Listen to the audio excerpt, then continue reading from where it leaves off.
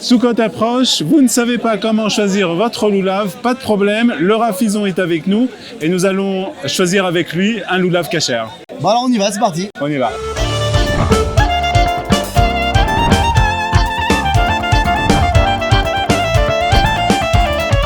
Rav Izon, nous sommes ici au marché des 4 espèces, Arba Minim. Est-ce que c'est difficile de choisir son loulav? Non, ça devrait pas l'être en tout cas. Aujourd'hui c'est devenu un vrai marché comme tu dis. Et on va payer beaucoup d'argent et regarder avec une loupe, on a déjà vu plein de loupes se balader ici. À la base, c'est pas censé être compliqué. Nos sages nous disent dans le Talmud, c'est une mitzvah facile, Arbat Aminim. Pourquoi c'est facile? Parce que ça demande presque pas d'argent. En baches ronkis. Ben oui, tu vas dehors, tu retrouves un morceau de palmier, tu prends ton loulav et ainsi de suite. Donc ça devrait pas être si compliqué que ça. N'oublions pas que la fête de Sukkot, c'est plus le moment de se prendre la tête comme avant Yom Kippour. On est en moment de Simcha. Donc non, ça doit pas être compliqué. Il y a certaines petites règles à respecter. Et vous allez voir, ça se fait tout seul. Alors on va commencer tout de suite par le le loulav. loulav. C'est parti.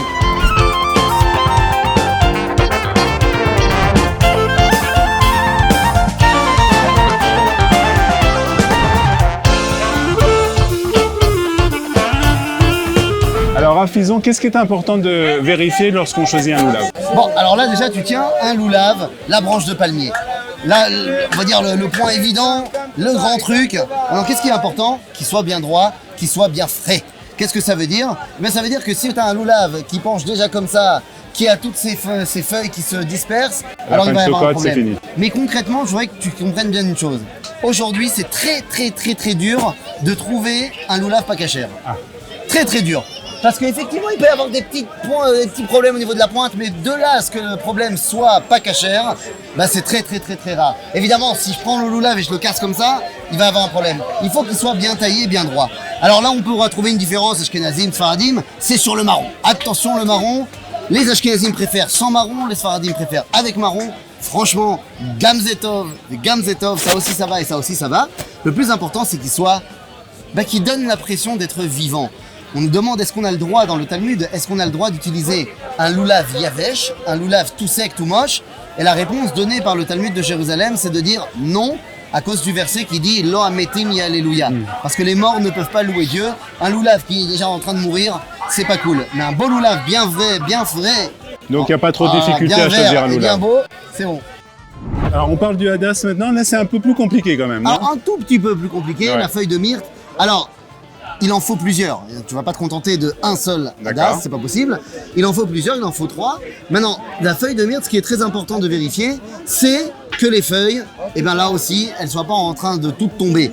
S'il y a une feuille qui est tombée, c'est pas grave. S'il y a une feuille qui est cassée, c'est pas grave non plus. Regarde, là on peut voir, il y a une feuille qui est cassée, mais comme l'écrasante majorité, elle est bien, donc tout va bien. Et il faut qu'on ait 3 feuilles à chaque étage, si tu veux. On peut voir qu'il y a ici des étages et il faut qu'il y ait 3 feuilles. Alors là, je te laisse libre cours aux différents avis.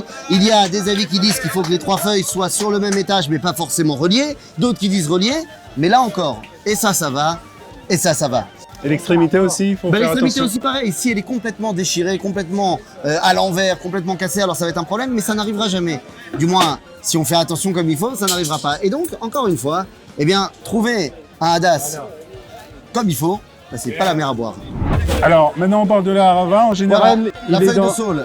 Alors, c'est difficile d'en trouver comme ça dans les différents endroits sans le papier, donc on va le sortir, histoire de voir de quoi il s'agit. Alors, la feuille de saule, là encore, pour qu'elle soit pas cachère, faut se lever de bonne heure. C'est-à-dire qu'une feuille de saule, la harava qui pourrait ne pas être cachère, c'est quelque chose qui est complètement yavesh, complètement sec, et où toutes les feuilles sont en train de se craqueler. C'est-à-dire, si je fais comme ça, et si la feuille se casse, elle est sèche et donc elle est plus cachère. Donc c'est plus cachère. À partir du moment où il est encore plein de vie, c'est bon, tout va bien.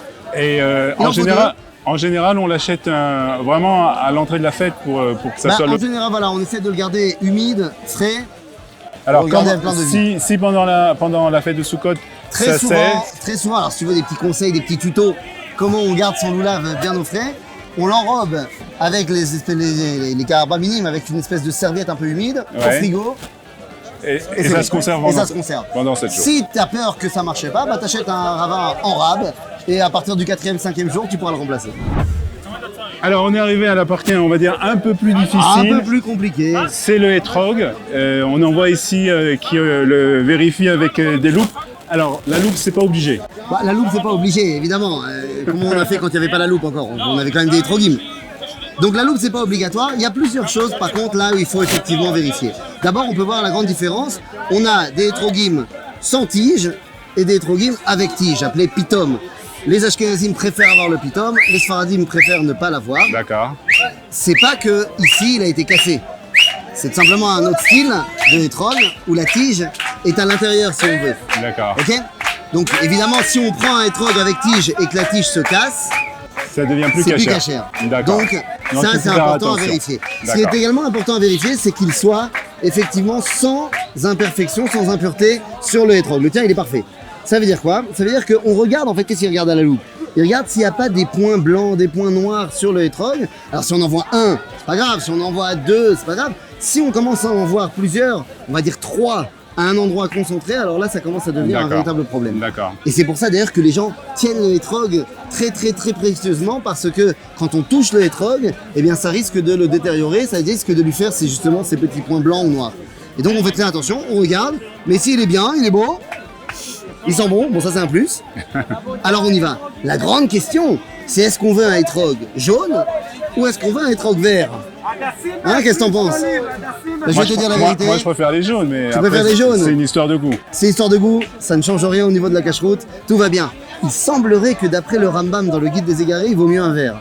Mais bon, un jaune c'est très bien, ça met de la couleur un petit peu dans notre hétrog et dans notre loulave, et c'est très bien.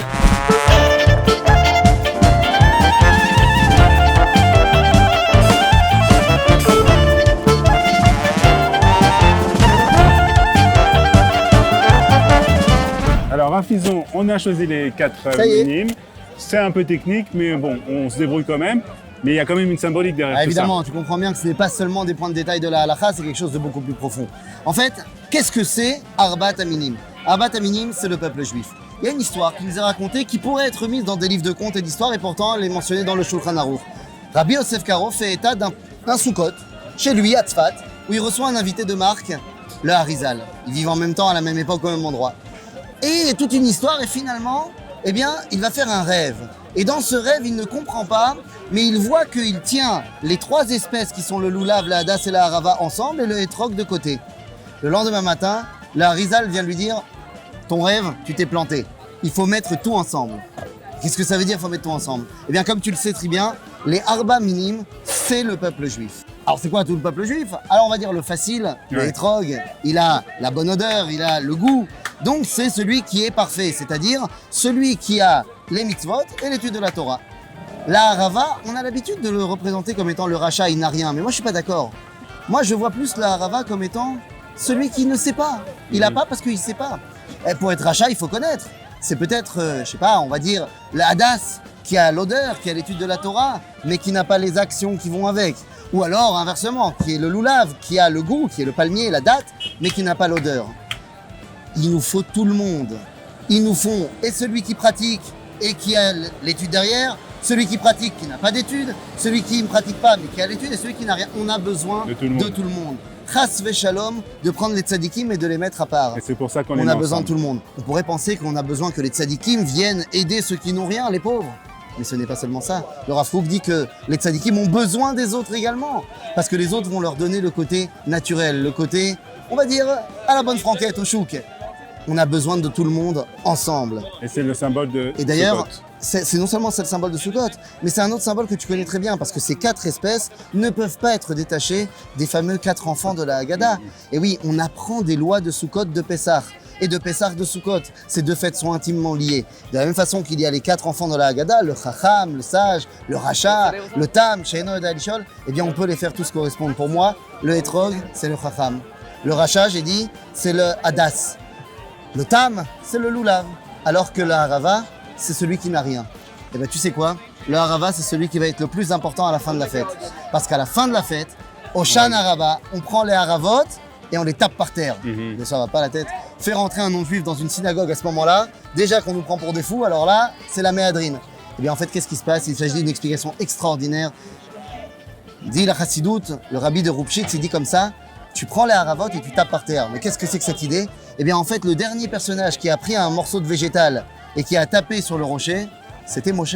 Ouais. Il a tapé sur le rocher, il a sorti de l'eau Eh bien, on vient dire à Moshe, ne te trompe pas, il ne s'agit pas de la deuxième fois où il a tapé, où c'était pas bien. La première fois. Eh bien, le rabbi de Roubchitz vient te dire, maintenant, nous, le peuple juif, on dit à Moshe, t'inquiète, on prend le relais. On prend les haravot, on prend ces morceaux de végétal, on le tape contre le rocher pour dire, on prend la responsabilité maintenant de la suite de l'histoire. Tu peux dormir tranquille, on est là. Et on peut maintenant souhaiter Chag Sameach Chag Sameach à tout le monde, soyez là. Chag Sameach.